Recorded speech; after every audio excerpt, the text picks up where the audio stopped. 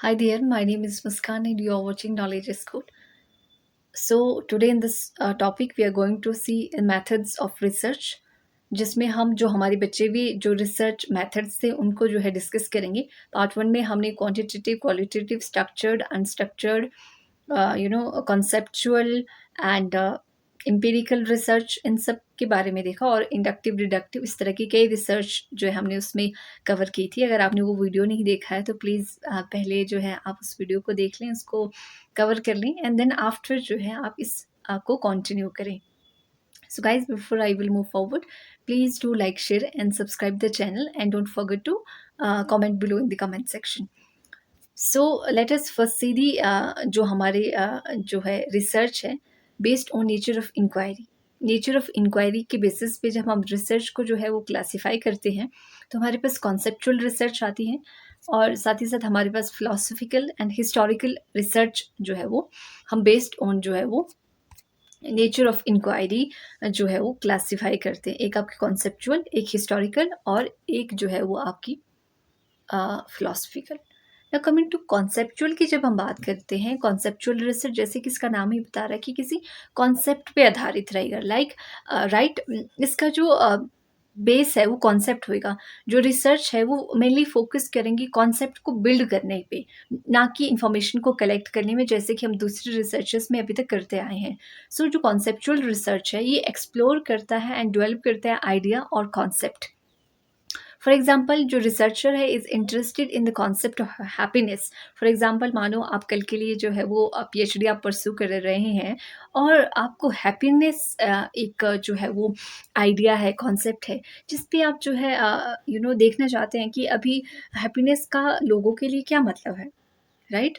और जो हैप्पीनेस है what mean for different people in different culture and कौन कौन से फैक्टर्स है, कंट्रीब्यूटर्स हैं जो कि आपके रिसर्च को जो है वो अफेक्ट करते हैं। तो इसमें क्या करते हैं आप, इसमें कोई आप इन्फॉर्मेशन इकट्ठी नहीं कर रहे हैं बल्कि आप एक जो है कॉन्सेप्ट बिल्ड कर रहे हैं। अपने अनुसार आप हैप्पीनेस की डेफिनेशन देखोगे और उस पर जो है कॉन्सेप्ट को बिल्ड करोगे। Instead of conducting experiment or collecting data, researcher will dive into the existing theories, writing in discussions about the happiness। तो happiness में अभी तक जो theories आई हैं, जो काम हुआ है, आप उनको देखोगे ताकि आप कोई नया कॉन्सेप्ट डेवलप कर सके, राइट? इंस्टेड ऑफ आप ये जाके लोगों से पूछो, हाँ जी आप जो काम कर रहे हैं आप उससे कितना खुश हैं या फिर दुखी हैं, है ना? क्या आप अपने जीवन से खुश हैं? खुश तो कोई नहीं है आज। लेकिन इस तरह के क्वेश्चन ना करके आप क्या करेंगी, आप हैप्पीनेस पे अपना कॉन्सेप्ट जो है वो डेवलप करेंगे। तो coming to the other research which is known as philosophical research. जो आपकी फिलोसफिकल रिसर्च है ये जैसे हम बोलते हैं ना, ये काफ़ी ये अपने जो फ्रेंड्स हैं, मानो फ्रेंड्स के बीच गप्पे हो रही हैं और फिर हम कई बार ऐसे कमेंट करते हैं ये बड़ा फिलोसफर बना हुआ है ना? तो फिलोसफर का क्या मतलब है कि उसी से हमने कनेक्ट करना है। जो फिलोसॉफिकल रिसर्च है यानी कि ये इन्वॉल्व्स करता है एक्सप्लोरिंग फंडामेंटल क्वेश्चंस पे बात करते हैं हम, अबाउट नॉलेज, एग्जिस्टेंस पे बात करते हैं, एथिक्स, रियलिटी पे बात करते हैं थ्रू रीजनिंग एंड थॉट है, THOUGHT आएगा, thought, right? Make it correct. So जो फिलोसफिकल रिसर्च है वो किस पे फोकस करता है, एग्जिस्टेंस पे, एथिक्स पे, राइट? लॉजिकली हम फिर जो है वो सोचने लग जाते हैं, हमारे जो थॉट्स हैं वो काफ़ी रीजनिंग चीज़ों पे जो है वो बेस जो है हमारा बनता है। तो वो हमारी फिलोसफिकल रिसर्च में आ जाती है जहाँ पे हम क्या कर रहे हैं, नॉलेज पे फोकस करते हैं, एग्जिस्टेंस पे फोकस करते हैं किसी भी चीज़ की, और एथिक्स और रियलिटी हम जानना चाहते हैं थ्रू रीजनिंग एंड थॉट। तो आपका ये फिलोसफिकल रिसर्च हो गया। Now coming to historical research तो खुद बता रहा है कि मैं क्या करता हूँ। यानी कि हिस्टोरिकल रिसर्च में क्या होता है, रिसर्चर स्टडी करते हैं पास्ट इवेंट, है ना? पास्ट की कोई घटना हो गई, पास्ट का कोई इवेंट हो गया या कल्चर हो गया, कोई हिस्ट्री, वॉर, समथिंग ये सारी चीज़ें हिस्ट्री में आती है जो बीत गया है। तो रिसर्चर इन पे फोकस करने की कोशिश करते हैं। रिसर्चर के जो सोर्सेज होते हैं, लाइक आपके कुछ डॉक्यूमेंट्स हो सकते हैं, फोटोग्राफ हो सकते हैं, कुछ आर्टिफैक्ट्स हो सकते हैं ना, ओरल हिस्ट्री हो सकती है, जैसे लोग सुनाएंगे, अच्छा जी हमारे यहाँ ऐसा हुआ था, हमारे पूर्वज इस तरह से अंग्रेज़ों से डर के यहाँ जो है सेटल हो गए। तो इस तरह की जो ओरल जो है वो हिस्ट्री बताने लगेंगे। तो ये क्या करती हैं, जब हमें इन सब चीज़ों को हम देखते हैं, डॉक्यूमेंट्स को, आर्टिफैक्ट को, है ना? और फोटोग्राफ्स को या ओरल हिस्ट्री, ओरल ट्रेडिशंस जो है हमारा, जब हम उसको देखते हैं, इन्फॉर्मेशन को गैदर करते हैं, तो हमारी जो अंडरस्टैंडिंग है उस पर्टिकुलर टॉपिक के रिगार्डिंग, वो काफ़ी जो है मतलब डीप कर लेती है। हमारी जो इनसाइट है वो काफ़ी जो है वो आप कह सकते हो एक अलग डायमेंशंस जो है उसको मिलता है। अगर हम कई बार हम एक ही चीज़ पे सोचते हैं कि हमने कहीं से सुना होगा कि लोग जो है वहाँ से जो है वो अंग्रेज़ों से डर के जो है, इसलिए वहाँ जंगल में तभी जंगल हुआ करता था, तो 1-2 घर हुआ करते थे, फिर यहाँ पे बसने लगे। आज जो है वो 500 से भी ज़्यादा आबादी है। हो सकता है फिर जब आप वहाँ गाँव में जाएँगे, जब वहाँ के पूर्वज आपको कोई और डायमेंशन भी बताएँगे, अच्छा जी हमारे कुल देवता यहाँ थे, ऐसे-ऐसे देवता वहाँ से आया, फिर देवता की पूजा करनी थी तो लोग यहाँ रहने लगे। तो ऐसे वहाँ आपको दूसरा डायमेंशन मिल जाएगा। तो मतलब अलग-अलग डायमेंशंस आपको इस तरह से मिलते हैं रिसर्च में। Now coming to the based on data collection की जब हम बात करते हैं अपनी रिसर्च की, तो हमारे पास केस स्टडी है, राइट? हमारे पास ऑब्जर्वेशन है, सर्वे है, ये बेस्ड ऑन हमारी डेटा कलेक्शन है। केस स्टडी में क्या होता है, कोई भी घटना होती है, कोई भी इवेंट है या फिर किसी का एक्सपीरियंस है, हम उसको पूरी डिटेल में देखते हैं किसी स्मॉल इवेंट को। जैसे मैं आपको एग्जांपल देना चाहूँगी यहाँ पे, जैसे आप देख रहे होंगे लैंडस्लाइड हुआ है, हिमाचल प्रदेश का ये फ़ोटो है। तो यहाँ पे जो है लैंडस्लाइड हुआ है, नदी भर गई है ना? काइंड ऑफ क्लाउड बर्स्ट वाली सिचुएशन है। तो अगर मैंने इस पे स्टडी करना है कि लैंडस्लाइड इन हिमाचल प्रदेश, तो मुझे पूरा केस स्टडी करनी पड़ेगी। जो भी मतलब ये पर्टिकुलर जो एरिया है, मानो फॉर एग्ज़ाम्पल ये कोई विलेज है, ए विलेज है कोई। तो जो ये ए विलेज है, इस पे मैं पूरा जो है अपनी डीप अंडरस्टैंडिंग को डेवलप करूँगी। केस स्टडी में क्या होता है, रिसर्चर फ़ोकस करता है detail examination of single case. एक केस लूँगी मैं, उस पे फ़ोकस करूँगी पूरी तरह से। केस स्टडी किसी एक व्यक्ति की भी हो सकती है, राइट? उसके एक्सपीरियंस की हो सकती है। तो मैं पूरा जो है उस पे फ़ोकस करूँगी और अ, मतलब पूरी जानकारी उनसे लूँगी। पहले क्या हुआ, प्रेज़ेंट में क्या है, फ्यूचर के लिए क्या चीज़ें हो सकती है, इसका सॉल्यूशन क्या हो सकता है, तो इस तरह की चीज़। जो गोल है इसमें केस स्टडी में is to gather depth information, in depth हमें लगी पता about the case exploring in its context and जो कॉम्प्लेक्सिटी है, यूनिक कैरेक्टरिस्टिक है ना? To gain a deeper understanding of particular topic, ताकि मुझे पूरी पता लग जाए कि लैंडस्लाइड यहाँ पे क्यों हो रहा है। मानो यहाँ पे लैंडस्लाइड हुआ, किसी एक गाँव में लैंडस्लाइड हुआ, अब मैं जो है वहाँ जाऊँगी, लोगों मुझसे पूछूँगी कि अच्छा पहले भी यहाँ पे लैंडस्लाइड हुआ था? अगर हुआ था किस वक़्त हुआ था? क्या कारण था? आपको क्या लगता है कि लैंडस्लाइड यहाँ किस वज़ह से हुआ? बादल कहीं फटा या फिर नदी-नाले भर गए, है ना? ऐसा कितने साल पहले हुआ? कितने लोगों की हानि हुई? इस तरह की चीज़ें, ताकि जब मुझे ये सारी चीज़ें पता चले कि कितने लोगों की हानि हुई, कितना प्रॉपर्टी लोगों की कितना डैमेज हुई, तो उसके बाद जो है एक सॉल्यूशन ओरिएंटेड अप्रोच भी ले सकते हैं, है ना? गवर्नमेंट को बता सकते हैं कि इतने लोगों की यहाँ पे इस तरह से प्रॉपर्टी डैमेज हुई, इतना लोगों को नुकसान हुआ, है ना? और भी बहुत सारी चीज़ें, इससे अलावा जो जो गवर्नमेंट फ़ोकस नहीं करती है, जैसे मेंटल प्रेशर लोगों पे उस टाइम कितना होता है, हाउ दे आर सफरिंग, तो उस वे में भी हम लोगों को मोटिवेट कर सके, कोई बात नहीं, वी कैन लिव अगेन, हम लाइफ को दोबारा से स्टार्ट कर सकते हैं। एटलीस्ट हमें इसके लिए शुक्रिया करना चाहिए, हम ज़िंदा तो हैं। तो इस तरह का मोटिवेशन। तो केस स्टडी मतलब डिफरेंट तरह की हो सकती है। हर रिसर्चर की अपना, कोई एक गाँव ले सकता है केस स्टडी के केस में, कोई एक पर्सन को ले सकता है, कोई ग्रुप ऑफ पर्सन को ले सकता है, कोई ऑर्गेनाइज़ेशन को ले सकता है। तो केस स्टडी अलग-अलग फिनोमिना हो सकती हैं। Right. Now coming to the observation research, जो ऑब्जर्वेशन रिसर्च मैंने काफ़ी आपको बता दिया। जो ऑब्जर्वेशन रिसर्च है, ये ऐसी स्टडी है जहाँ पे जो रिसर्चर है वो गैदर करते हैं इंफॉर्मेशन लोगों को देख के, है ना, एनिमल्स को देख के इन देयर नेचुरल सेटिंग, है ना, या फिर फील्ड में जाके देखेंगे, ऑब्जर्व करेंगे। जैसे ये जो लोग हैं, देखो कहीं माउंटेन्स जो है वहाँ गए हुए हैं और देख रहे हैं कि किस तरह की सॉइल है, किस तरह का यहाँ की टोपोग्राफी है। तो ये फील्ड में जाके देख रहे हैं, ऑब्जर्व कर रहे हैं, है ना, देख के। जो रिसर्च होती है उसको ऑब्जर्वेशन रिसर्च कहते हैं।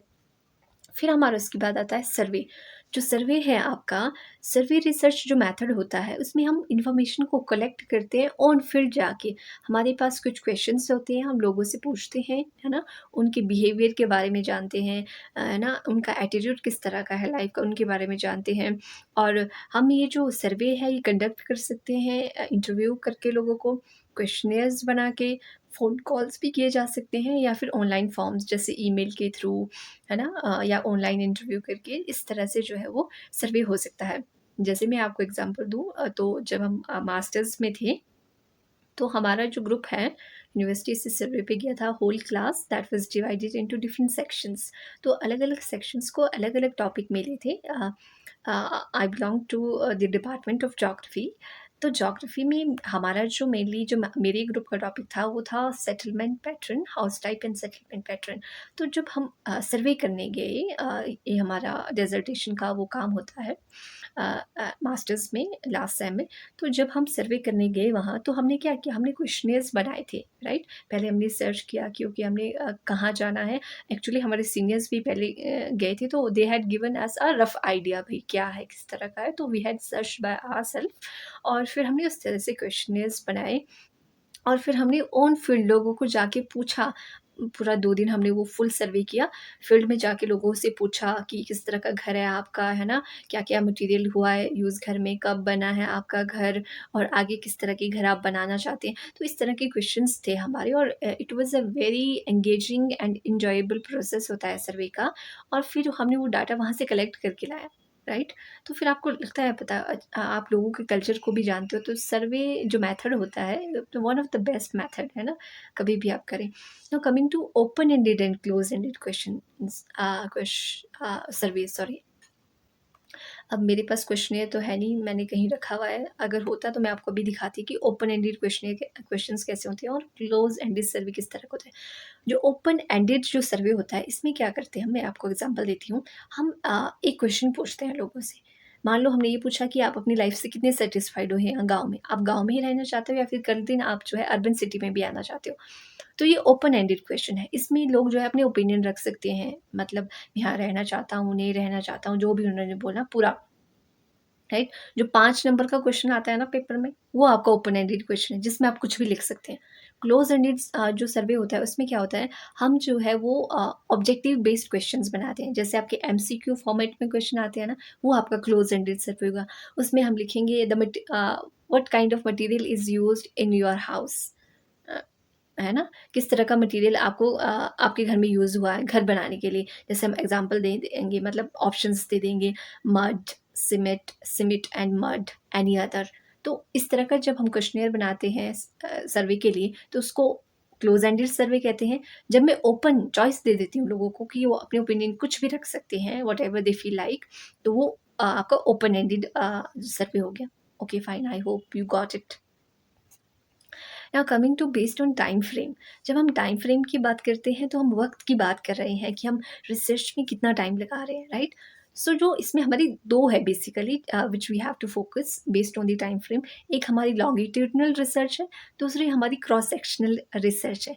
लॉन्गिट्यूडनल रिसर्च में क्या होता है, ये इस तरह का मेथड होता है जहाँ पे हम डेटा को कलेक्ट करते हैं, सेम ग्रुप ऑफ इंडिविजुअल होते हैं ओवर एक्सटेंडेड पीरियड। यानी कि मैंने जो है 10 बंदों को लिया एक विलेज से। मैंने जो है उनसे जो है 1 महीने पहले जो सर्वे किया, फिर मैंने 10 महीने बाद किया, फिर मैंने अगले 10 महीने बाद किया उन्हीं लोगों से, लेकिन अलग-अलग टाइम पे। वो हो गया आपका लॉन्गिट्यूडनल रिसर्च, है ना? This allow researcher to track changes, trends and development over a time, providing valuable insight into how variable evolve और इन्फ्लुएंस द ईच अदर। तो इस तरह से जब हम एक टाइम फ्रेम के बाद जो है वो रिसर्च करते हैं, तब हमें पर्टिकुलर ट्रेंड्स का पता लगता है। मैं आपको यहाँ पे एग्जांपल देती हूँ। जो सेंसस ऑफ इंडिया है, वो आपका लॉन्गिट्यूडनल रिसर्च में आप कह सकती हो, क्योंकि वो हर 10 साल के बाद होता है। अभी कोविड में नहीं हुआ, 2021 में, वो बात अलग है। लेकिन अगर आप 1972 के बाद देखें, फिर 1881, देन 1891 काइंड ऑफ थिंग, मतलब आफ्टर 10 एंड 10 ईयर्स जो ये सर्वे है ये कॉन्स्टेंटली होता आया है। और फिर हमें लगता है पता कि 2001 में इंडिया की पॉपुलेशन कितनी थी, 2011 में कितनी इंक्रीज़ हुई, क्या ग्रोथ हुआ पॉपुलेशन में, क्या ग्रोथ हुआ लिटरेसी में, राइट। तो हमें एक ट्रेंड्स पता लग रहे हैं, whether the population is increasing and decreasing, है ना। तो पैटर्न पता लग रहे हैं ना, तो वो आपका लॉन्गिट्यूडनल रिसर्च है। अब लोग तो सेंसस में इंडिया के ही होंगे, राइट, सेम पीपल होंगे, लेकिन जो टाइम पीरियड है वो अलग अलग होगा। हमने 1991 में किया सेंसस, फिर 2001 में किया, फिर 2011 में किया, फिर आगे, राइट। तो ये आपका लॉन्गिट्यूडनल रिसर्च का एक एग्जाम्पल हो सकता है। फिर लॉन्गिट्यूडनल स्टडी के अंदर ही इसके अलग टाइप हैं, जैसे डेवलपमेंट स्टडी है, कोहर्ट स्टडी है, प्रोस्पेक्टिव स्टडी है, ट्रेंड स्टडी है। डेवलपमेंट स्टडी में आप ये देखते हो कि क्या डेवलपमेंट हुआ है, राइट। पॉजिटिव डेवलपमेंट हुआ है कि नेगेटिव डेवलपमेंट हुआ है। कोहर्ट स्टडी में आप सेम ग्रुप ऑफ पीपल लेते हो, उन पे फोकस करते हो। प्रोस्पेक्टिव स्टडी में आप परसेप्शंस देखते हो। ट्रेंड में you know follow the certain trends. आप देखते हो कि जैसे देखा कि पहले इतने लोग यहाँ पे रहते थे, 2011 में जो है आपके दिल्ली में जो है वो मानो फॉर एग्ज़ाम्पल 10 लाख लोग रहते थे। अगर आप 2011 में देखोगे तो वहाँ पे 20 लाख लोग रहने लगे। 2021 में देखोगे फॉर एग्ज़ाम्पल तो 30 लाख लोग। तो आप ये देखोगे कि किस तरह का जो ट्रेंड्स है वो इंक्रीज़ हो रहा है, राइट? तो वो ट्रेंड मतलब change in a certain pattern आपका ट्रेंड हो गया। Now coming to cross sectional research. जो क्रॉस सेक्शनल रिसर्च है आपका, इसमें क्या होता है, आप जो है रिसर्च करते हो एक ही टाइम पे, लेकिन लोग डाइवर्स होते हैं, अलग-अलग होते हैं, अलग-अलग ग्रुप के लोग लेंगे आप, राइट? और सिंगल पॉइंट ऑफ टाइम में आप रिसर्च करेंगे। फॉर एग्ज़ाम्पल आपने रिसर्च करना होगा, ये देखना होगा कि जो लोग हैं, हर कम्युनिटी के, राइट? उनका क्या एक आउटलुक है रिगार्डिंग एजुकेशन। आप देखना चाहते हैं कि जो हिंदू लोग हैं, वो किस तरह से परसीव करते हैं एजुकेशन को, मुस्लिम लोग किस तरह से, है ना? क्रिश्चियन किस तरह से, जैन किस तरह से, सिख किस तरह से। मैं एग्ज़ाम्पल दे रही हूँ, डोंट यू नो डॉ सॉरी आपने ऑफेंड नहीं होना है, राइट? सो मैं ये एग्जांपल है, इट्स एन एग्जांपल ओनली। तो मैं आपको बता रही हूँ कि आपने देखना है कि एजुकेशन के प्रति अलग-अलग कम्युनिटी के लोगों का क्या परसेप्शन है। तो आपको जो है हर लोगों से उनका पर्सपेक्टिव लेना पड़ेगा। डाइवर्स ग्रुप ऑफ पीपल हैं, एक ही टाइम पे आप जो है वो रिसर्च कर रहे हो, उसको क्रॉस सेक्शनल रिसर्च कहते हैं, राइट? तो यहाँ पे देखिए आप जो है वो यहाँ पे हमारे पास डायग्राम भी है। क्रॉस सेक्शनल रिसर्च देखो, अलग-अलग लोग हैं, एक ही टाइम पे रिसर्च हो रही है। लॉन्गिट्यूडिनल रिसर्च में सेम ही लोग हैं, लेकिन अलग-अलग पीरियड में जो है हम रिसर्च कर रहे हैं। तो this is the common difference. Now coming to on the basis of application की जब हम बात करते हैं, जब हम एप्लीकेशन मतलब जब अप्लाई करते हैं रिसर्च को, तो पहले हमारी फंडामेंटल रिसर्च आती है। फंडामेंटल रिसर्च ये बेसिक रिसर्च है और इसको पेयर रिसर्च भी कहा जाता है। इसमें हम इन्वेस्टिगेशन करते हैं, नॉलेज को ओनली हम एक्सपेंड करेंगे इसमें, राइट? एंड अंडरस्टैंडिंग को डेवलप करेंगे। It is basically all about addition of knowledge to the addition of knowledge to the existing knowledge, कि हमने जो है ग्रंथों को सिर्फ मतलब इंक्रीज करना है। आज अगर मेरे पास इतनी नॉलेज है तो उसको इतना करना। Addition of knowledge is the fundamental research, आपने इतना याद रखना। Now coming to applied research. Applied research की जब हम बात करते हैं, इसमें क्या इन्वेस्टिगेशन होता है, इसका एम है कि प्रैक्टिकल जो प्रॉब्लम है उसको सॉल्व करे और एड्रेस करे specific issue in real world setting. यानी कि अप्लाइड रिसर्च ऐसी रिसर्च होती है जिसको हम अप्लाई कर सकते हैं। जैसे फॉर एग्जांपल मैं रिसर्च कर रही हूँ, आई एम अ साइकोलॉजी की स्टूडेंट, तो मैं अपने लैब में जो है एक टेस्ट बना रही हूँ, ऑर्गेनाइज्ड एंड प्लान रिसर्च। अब जो मैं वो टेस्ट बना रही हूँ, मानो मैं देख रही हूँ कि लोग कितना डिप्रेस्ड हैं आज because of the social media, है ना? सोशल मीडिया की क्या नेगेटिव इफ़ेक्ट है, how they are being affected from it. तो अब जो मैं वो टेस्ट बना रही हूँ, मैं ऐसा बनाऊँ ताकि जो बंदा मेरे पास आए, वो उसके लिए एप्लीकेबल हो, अप्लाई हो सके उस पे और उसका प्रॉब्लम सॉल्व हो सके, वो अप्लाइड रिसर्च है। अब एक्शन रिसर्च, ये तो एक्शन की बात करता है।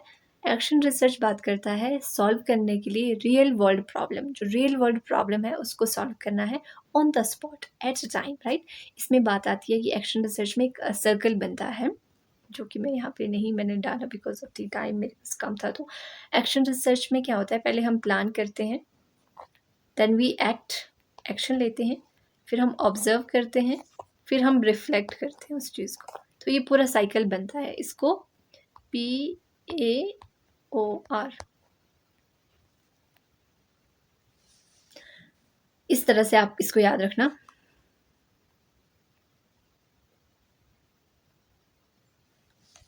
तो जो एक्शन रिसर्च है इसमें पूरा साइकिल बनता है, आप प्लानिंग करते हो, फिर आप ऑब्जर्व एक्शन लेते हो, फिर ऑब्जर्व करते हो, देन इसका रिफ्लेक्शन होता है। तो एक्शन रिसर्च में यही होता है, planning, acting, observing and reflecting. Now coming to जो टाइप्स है, other types of research, ethnographic research. Ethnographic means related to culture. जो एथनोग्राफिक रिसर्च है, ये रिसर्च हम जो है फोकस करते हैं, ये किसी भी कम्युनिटी के कल्चर पे हो सकती है, किसी भी स्टेट के कल्चर पे हो सकती है, राइट? तो जो एथनोग्राफिक रिसर्च है involve immersing one self in a particular culture or community to observe and understand their social behavior, custom and belief. Ethnographic research में क्या होता है, जो रिसर्चर होता है वो वहाँ जाके लोगों के बीच रह के जो है वो रिसर्च करता है, उनके कस्टम को समझता है, उनके बिहेवियर को समझता है, उनके बिलीफ को समझता है, राइट? जैसे अगर आप देखेंगे हिमाचल प्रदेश में, अपर शिमला में या फिर अपर जो हिमाचल प्रदेश है, लोग बहुत ज़्यादा कुल्लू है, शिमला है, किन्नौर है, राइट? ये जो मंडी है, ये जो इलाके हैं 5-6 डिस्ट्रिक्ट, ये जो है देवताओं में बहुत ज़्यादा विश्वास करती है एज़ कम्पेयर टू जो हमारे लोअर हिमाचल के लोग हैं, राइट? जैसे Una, Kangra, Bilaspur, they are more like ये आइडोल को वर्शिप करते हैं। जैसे ज्वाला जी हो गए, है ना? देवी, गणेश जी हो गए, शिव भगवान जी हो गए, माता जी हो गई, वैष्णो माँ, तो इस तरह से। लेकिन अपर हिमाचल में ये इतना ज़्यादा मतलब इसका इन्फ्लुएंस नहीं है। अब है, लोग they are celebrating the other gods as well, but पहले होता था कि सारा कर्म और धर्म जो है, जो लोकल जो वहाँ के देवता है, उन्हीं से पूछ के किया जाता है। अब भैया आपको रिसर्च करनी है, तो आपको क्या करना पड़ेगा? आपको वहाँ लोगों के साथ रहना पड़ेगा। फॉर एग्ज़ाम्पल हम यहाँ पे अगर आप देखोगे, ये जो आपको दिख रहा है ब्यूटीफुल पिक्चर, पीछे आपको एक चर्च भी दिख रहा होगा। ये जो है द रिज शिमला है। यहाँ पे जो है ये जब समर कार्निवल होता है, विंटर कार्निवल होता है, तो जो अलग-अलग जो आर्टिस्ट हैं वो यहाँ पे परफ़ॉर्म करते हैं। तो उसी में से एक परफ़ॉर्मेंस है किन्नौर जो है डिस्ट्रिक्ट का, ये जो है अपनी नाटी जो है इनकी, ये डांस है, ये कर रहे हैं। तो अगर आपने इनका कल्चर समझना है तो आपको इनके यहाँ जाना पड़ेगा, राइट? उसको ऑब्ज़र्व करना पड़ेगा। एथनोग्राफिक रिसर्च में यही होता है, ये कल्चर पे बेस्ड होती हैं और ये 2 तरह की होती हैं। एक तो आपके ऑटो एथनोग्राफिक रिसर्च, जहाँ पे आप खुद से ऑब्ज़र्व करते हो, देखते हो और खुद से लिखते हो आप। आपको जो लगता है आप वो लिखते हो, right? Auto ethnographic research, it is a type of ethnography research where the researcher uses self reflection and personal writing to explore their experiences and connect them to broader culture and social and political context. तो यहाँ पे क्या होता है, auto ethnographic research में researcher जाता है, वो ऑब्जर्व करता है खुद ब खुद चीज़ें और अपने अनुसार जैसा उसको लगता है वो वैसे लिखता है। लेकिन पार्टिसिपेटिव जो आपकी रिसर्च है, इसमें क्या होता है, जो लोग होते हैं वहाँ के, है ना? जो लोग होंगे वहाँ के, वो पार्टिसिपेट करेंगे रिसर्च में एक्टिवली और वो उनको बताएँगे कि ऐसा था यहाँ पे, हमारा कस्टम ये ऐसा क्यों है ना? हमारी ये रीति-रिवाज़ हैं तो ऐसे क्यों हैं? तो लोग एक्टिवली पार्टिसिपेट करेंगे, उसको पार्टिसिपेटिव रिसर्च कहते हैं। वैसे ये दोनों मतलब अलग-अलग नहीं पूछे जाते हैं, एथनोग्राफिक रिसर्च ही पूछी जाती है in a broader sense. So everyone, I hope आपको समझ में आया होगा। So that's all from my side, hope you people will like, share and subscribe the channel. So एक बारी मैं आपके लिए चलो समराइज कर लेती हूँ कि आज हमने क्या किया। हमने मेथड्स ऑफ रिसर्च किए, जिसमें हमने जो है पहले देखा based on nature of inquiry, historical, philosophical, है ना? आपके रिसर्च हमने देखी, कॉन्सेप्चुअल रिसर्च देखी उसमें। फिर हमने बेस्ड ऑन डाटा कलेक्शन देखा, आपका जो है स्टडी है, केस स्टडी है, सर्वे है, उनको देखा।